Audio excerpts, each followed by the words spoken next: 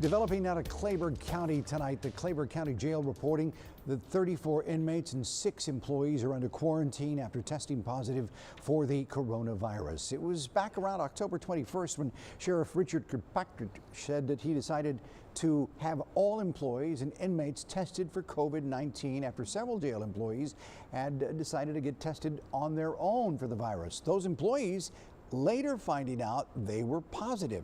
Kirkpatrick saying that he had nearly 200 inmates and employees tested, not only once, but twice, each round of testing costing the county more than $18,000.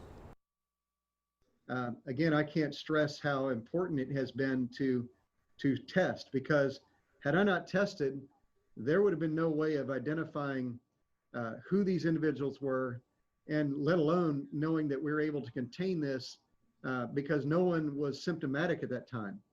I think since that time frame, since the 21st, we've only had one individual that actually was experiencing some type of respiratory issues.